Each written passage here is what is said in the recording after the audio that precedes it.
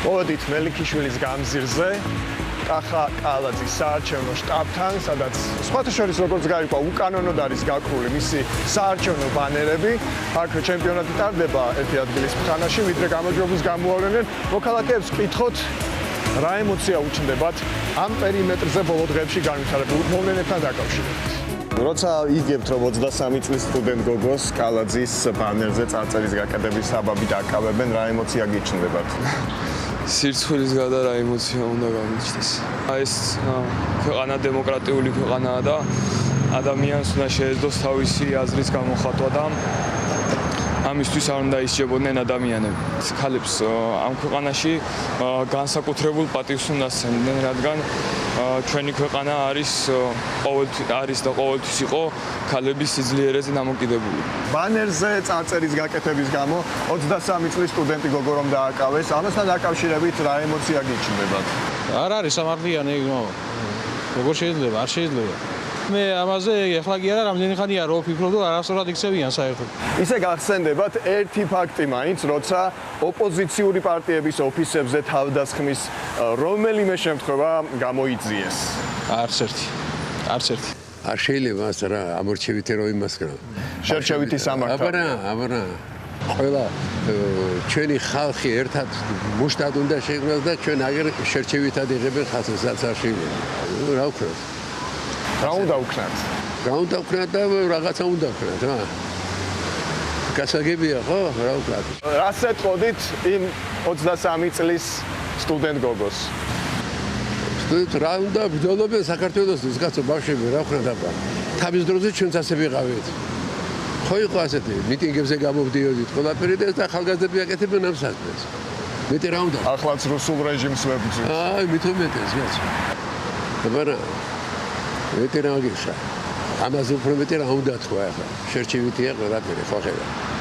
ბანერზე წარწერის დატოვების საბაბით 23 წლის სტუდენტ გოგოს 5 წლით თავისუფლების აღკვეთა ემუქრება კალაძემ უჩივლა. რა ემოცია გიჩნდებათ, როცა ამას იგებთ? არ შეიძლება ეგრე კალაძეს არა, მე არ მომწონს კალაძეს ესეთი რაღაცა. რომ ესეთი გოგოს ასეთი პირობას უქმნის. როგორ შეიძლება ეგეთი რაღაცა? არა.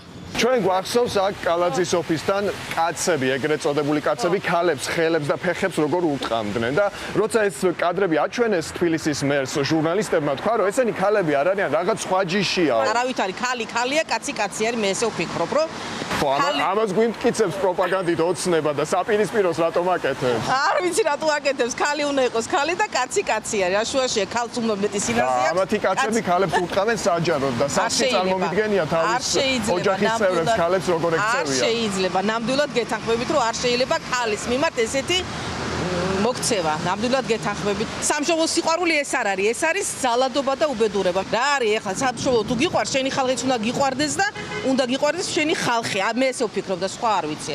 მე ძალიან ბევრი უსიამოვნება მქონდა.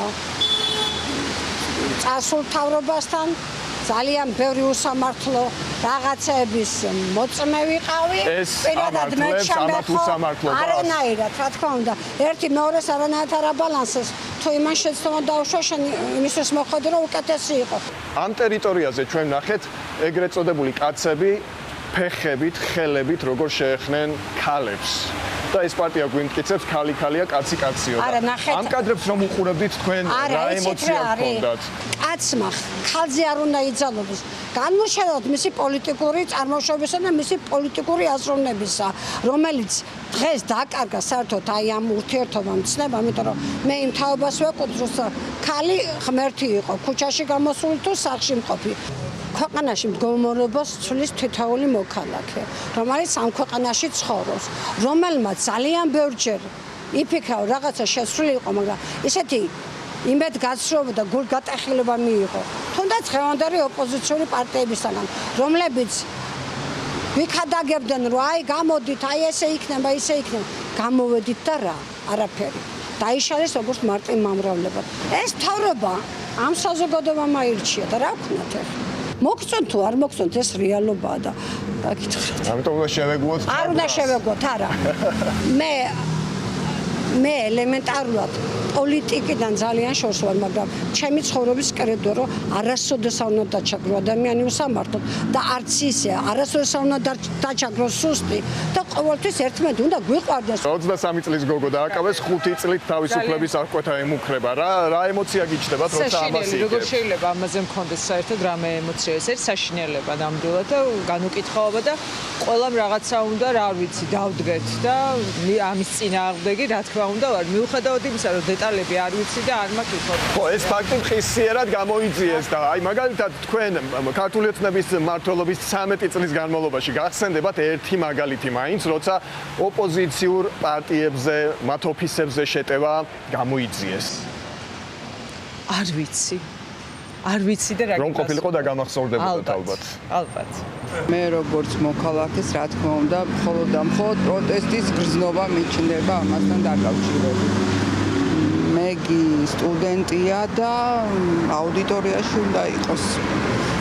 ერთი ფაქტი მაინც თუ გახსენდებათ, როცა ოპოზიციური პარტიის ოფისებზე თავდასხმა გამოიძიეს, ვინმე დაისაჯა. ამ 13 წლის განმავლობაში ერთი ფაქტი მაინც თუ შეგიძლიათ გაიხსენოთ.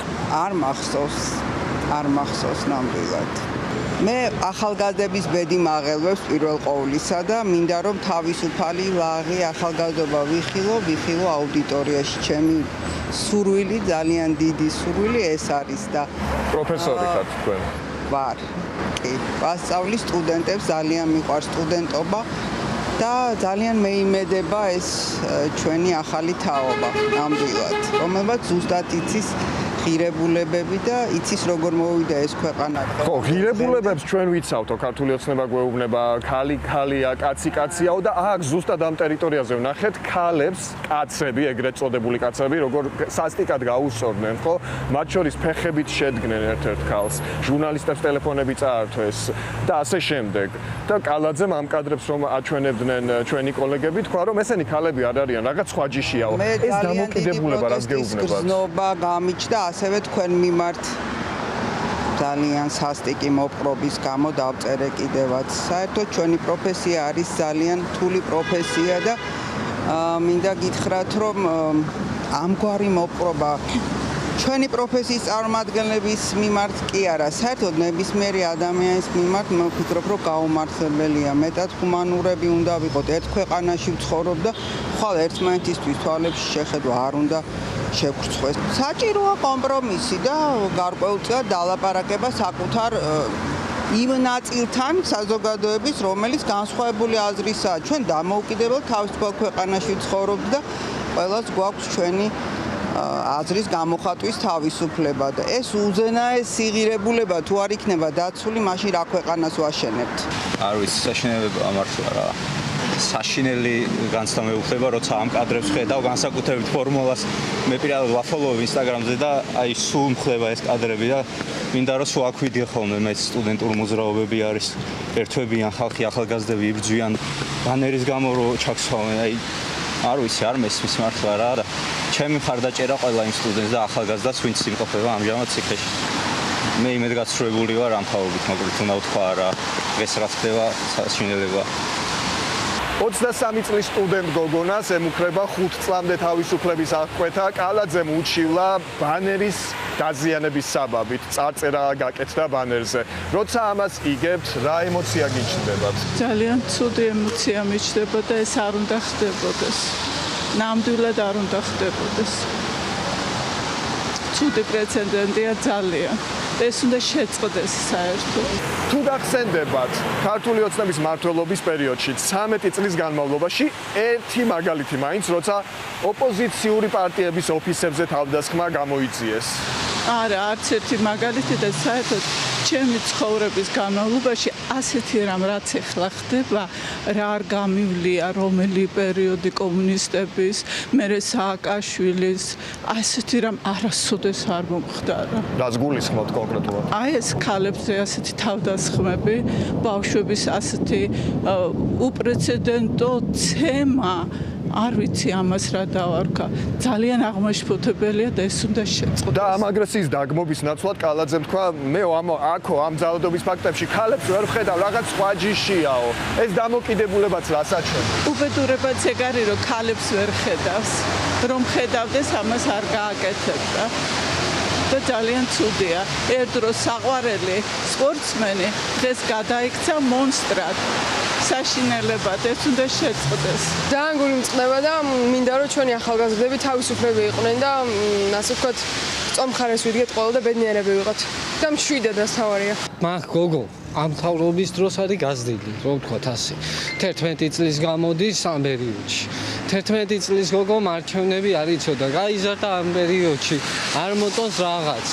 და აპროტესტებს უბრალოდ ციხეში უშვებენ. სააგაშვილის პერიოდში როგორც იძახოდნენ, რომ ციხეში უშვებდნენ, ისეთი პერიოდია და სხვა რა უნდა თქვა, სასაცილო ასეთი რაღაცები.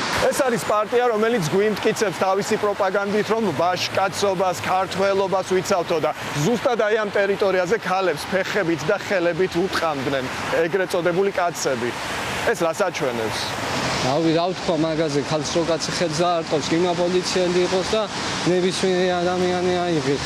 23 წლის ბავშვს ახლა რო ცხოვრება წინ აქვს, მასეთი არ უნდა დაიჭირო და არც უნდა იმესკო.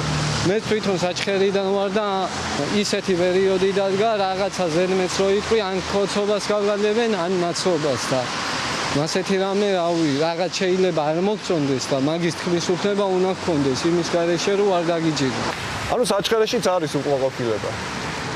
არ 23 წლის გოგოს ახლა გოგო კი არა, ბიჭებიც რო იყვნენ, საულის და იმის ის აქვს დრო და შენ რო 3 წლის და 4 წლის ციხეში გამოკეტავ, ყველაფერს კარქავს უკვე. თქვენ ალბათ ნახავდით კალაძის კომენტარს, როცა მას ქალებზე ძალადობის ვიდეო აჩვენეს, ასეთი პასუხი გასცა, რომ ეს ქალები არ არიან უცხო ჯიშიაო. და ეს არის პარტია, რომელიც გვიმტკიცებს, რომ ღირებულებებს, ქართველობას, რელიგიას ვიცავთო. ეს თანხwebdriverშია, ეს განცხადება და მათი რიტორიკა ერთმანეთთან? ეს რაღაცა ეთყობა და წორასწორო ვიდეო გამოსული თუ რა ვიცი ახლა ეს არ მოგწონთ, ხო? არ არის მოსაწონია. ხო, აი კალაძის ეს განცხადება თქვენთვის სიძლიერის ნიშანი იყო თუ პირიქით სისუსტეს? ნუ ახლა როგორი სიძლიერის ნიშანი არ არის, ეს რაღაცა გამწარებული კაცის პოზიცია არის. ვერაფერი ვერ ახსნის იმას, ანუ ქალზე ძალადობა რაც ჩვენ ვიხილეთ. ან ძალიან არასასიამოვნო საყურებელი იყო ნამდვილად და იწვევს აღშფოთებას. პირადად მე ძალიან იმედგაცრუებული ვარ, უსთამართლობას ვგრძნობ და აი არ ვიცი, ხანდახან მგონია რომ ცხოვრობთ ერთ ძალიან დიდ დისტოპიურ ქვეყანაში, არა და ჩვენ იმ ქვეყნის შვილები ვართ, რომელშიც ილია არსებობდა. ამიტომ ძალიან დიდ უსამართლობად მიმაჩნია და იმედი მაქვს, რომ ოდესმე ამ უსამართლობას შევცვლით ჩემი თავის იმედი მაქვს. იქიდან გამომდინარე მე რასაც ვხედავ ბოლო დროს, ბოლო 2 წელი განსაკუთრებით, ხო, მე ვხედავ ძალიან ბევრ უსამართლობას, რომელიც არ არის აღკვეთილი კანონით. მე მიმაჩნია, რომ თუ დაუშვათ შეიძლება რომ 23 წლის გოგო დააკავო, მაშინ ანალოგიურად დააკავეს სხვა ადამიანიც. უნდა ვიყოთ მაშინ, როგორ თქვა, სამართლიან უნდა მიუდგეთ ყველაფერს. ასეთი არჩევითი სამართალი არ შეიძლება. ჩვენ ვემსგავსებით, აი ისევ ილიას გავიხსენებ, სარჩობელაძე და არის მისი ერთ-ერთი ნაწარმოები და იქ პეტრე არის ესეთი პერსონაჟი, რომელიც შორიდან უყურებს ადამიანს, რომელსაც ახრჩობენ. და პეტრე რაღაცა უდანაშაულო დამნაშავის როლშია. ჩვენც ახლა ეგრე ვართ, შორიდან ვუყურებთ ამ ყველაფერს უმეტესობა სამწუხარო და ბევრი ხმას არ იღებს და ძალიან მწუხარ ამის გამო. ესეც ხალხის პრობლემაა სამწუხაროდ.